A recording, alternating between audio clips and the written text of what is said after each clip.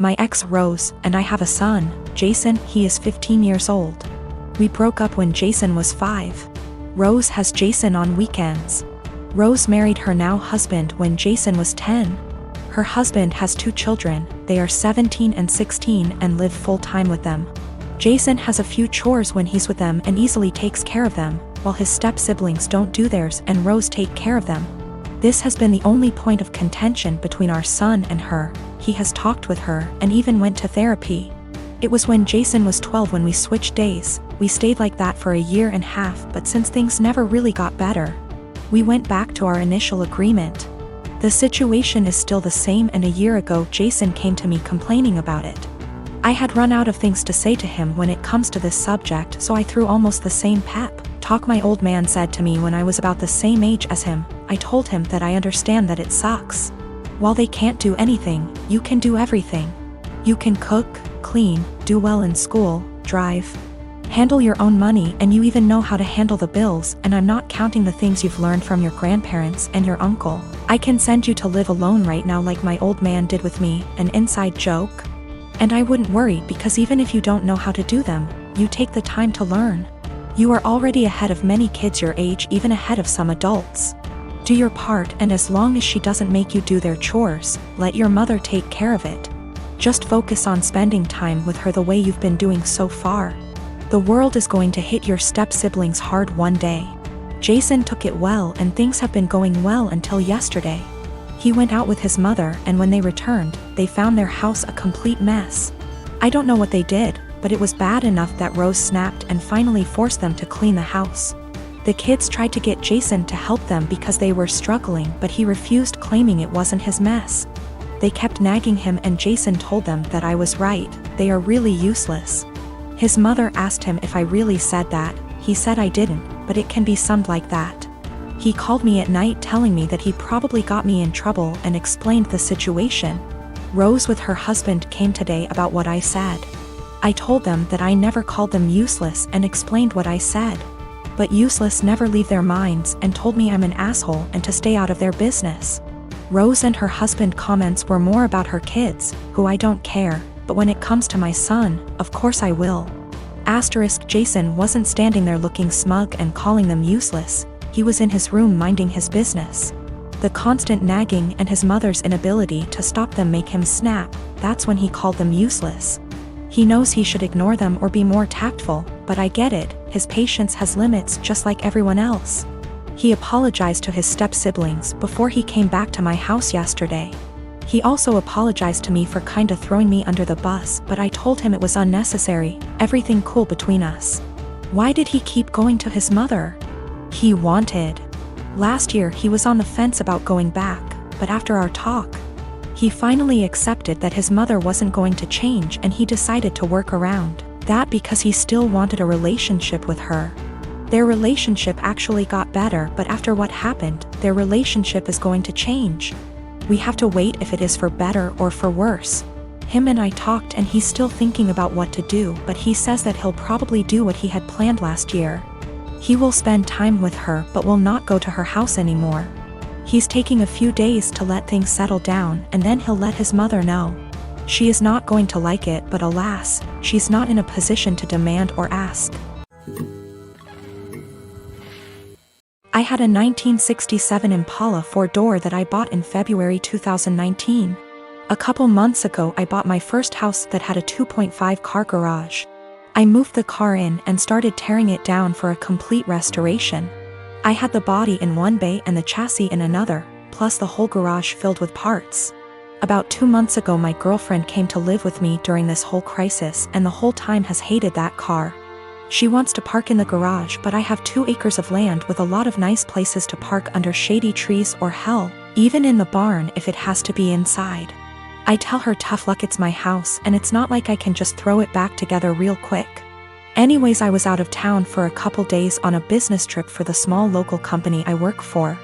When I got back, my girlfriend was all smiles. Making me food all the time, doing all the chores, all that. I thought maybe she just was happy to have me home, but then I realized that I didn't see her car in its usual spot. I asked her where she parked so I could make sure I mow that area and keep it clean, and she said not to worry because she parked in the garage. I asked how and she told me to go check it out. Turns out that while I was gone she hired some people to come over and move everything related to that car, including the drivetrain, body, and chassis and all parts, and take it to the local dump / scrapyard. I was absolutely dumbfounded. I had spent over $11,000 on that car, including new parts, services, and the car itself. I told her that I was going to be taking her to court for that, and she brushed me off like I was being dramatic. I told her that it's done between us and to pack her things and leave. I admit I was really angry, but I did end up getting a lawyer. And as I have all the receipts for all that money spent, and I have her on my house's security cam footage letting the guys in and watching them take it all, I think I can win. Her family and friends are absolutely blowing me up, saying it's just a stupid old piece of junk, and that she cannot pay back all that money I spent, and that I should just let it go. But I have been putting all my time, effort, and money into that car for a year and a half now, and god damn it if I am not going to get justice for what she did. I got a call from her mom about 20 minutes ago, and she told me that I was ruining her daughter's life over a stupid car. I told her she ruined her own life.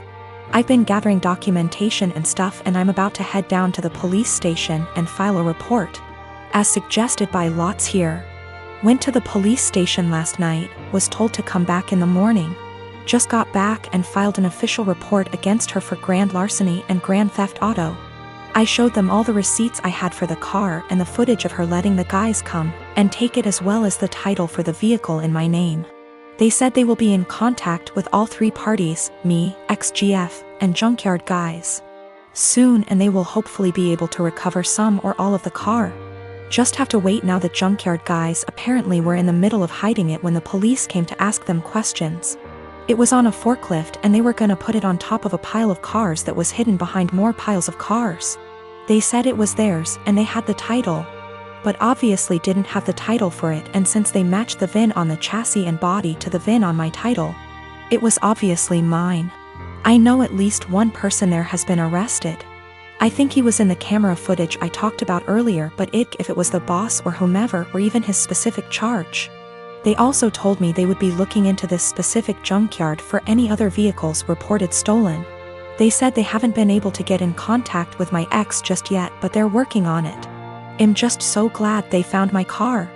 Luckily, I made quite an album of pictures detailing me tearing down the car, and so I can use that to prove what parts they had were mine, so I can hopefully get most or all of it back. Police haven't let me take it back home yet, as they say it is evidence or something, so hopefully I can get it back eventually. Thank you all so much for the support and advice. My husband and I come from the same background. The only difference is that his mother isn't of that ethnicity, so he wasn't raised in the culture like I was. When we started dating, I helped him reconnect with his roots.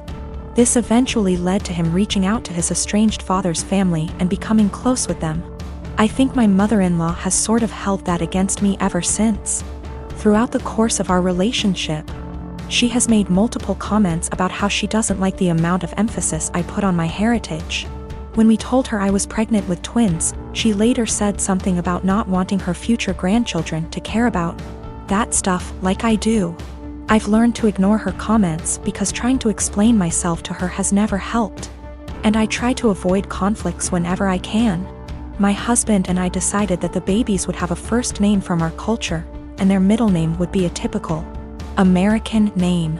My parents did the same thing with my name too, so it was just a continuation of that tradition.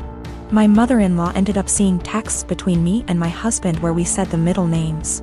But she assumed that we were talking about first names, so she went out and got the babies matching sweaters, with the names printed on the front of them. She showed the sweaters to me after they arrived, and I thanked her for the gift but didn't correct her on the fact that those were the middle names. I was sort of peeved that she had snooped through text messages to try to find out the names before we told her anyway, so I didn't want to give her their first ones on top of that. Last night when she was over at our house, she told me how relieved she was that we had chosen normal names for her grandchildren, and not a ridiculously difficult to pronounce name like mine. My husband asked what she was talking about. She repeated herself and he told her that actually, The babies did have names just like mine, and he expected her to learn to say them. She brought up the text messages and the sweaters she bought, and then my husband explained our plan for their names. She got really pissed at me after that. Said I let her look like a fool for accepting the sweaters instead of telling her the actual names, which we still haven't shared with her, and that she'd be calling them by their middle names since that's what she knows them as now. My husband ended up asking her to leave. And after she was gone, he said he wasn't upset at me or anything, but that he thinks I should have just told her she had the wrong info, instead of lying. I and my fiancé have been together since our sophomore year of college, so around 5 years now. My mom had an affair with a coworker when I was 16, leading to my parents' divorce. She has been single ever since, going on dates but no serious relationships. I have a good relationship with my dad and his new wife. Sadly, my fiancé's mom passed 2 years ago due to cancer, and his dad has been single since. My fiancé proposed last year, but our wedding was delayed due to COVID. Our families had never met up to this point because his family lives in South Carolina, whereas we're in North Carolina, where we went to college, around a 3 hours drive away from his dad. 3 months ago, in January 2021, we decided that it was time to have our families meet for the first time to discuss our upcoming wedding in June 2021. Held in our backyard, COVID appropriate, immediate family only. My dad and his wife, my fiancé's dad, and my mom all met at our place to meet and discuss the wedding. This went well, albeit there was some tension between my mom and my dad. This morning, out of the blue, my mom called me and announced that she had eloped. I was shocked as she had not been dating anyone to my knowledge. Upon questioning, it turns out that she and my fiancé's dad had been dating in secret since that meeting in January and had married in secret yesterday, making my fiancé my stepbrother. I want to throw up just thinking about this. She said that I should now cancel my wedding because it would be inappropriate to marry my stepbrother. I'm absolutely horrified. I shouted at my mom, saying she just loves ruining my life, and called her selfish. First she cheated on my dad, and now she went and married my fiancé's dad, knowing full well I was about to marry my fiancé. My mom then said I was still young and I'd have the chance to meet someone new, but she's old and has to take every opportunity she's got, and so I was an ungrateful **TCH for not approving of her marriage. She then accused me of wanting her to die alone. I don't think I'm the asshole, but I just wanted to make sure because ultimately I don't want her to have to be alone, even though I think she did that to herself by hurting my dad. I think I should be allowed to marry my fiancé as we met first.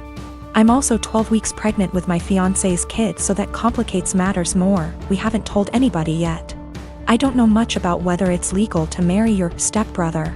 Honestly, I still don't know how to feel about this because this still feels kinda gross to me. We'll probably be going low or no contact.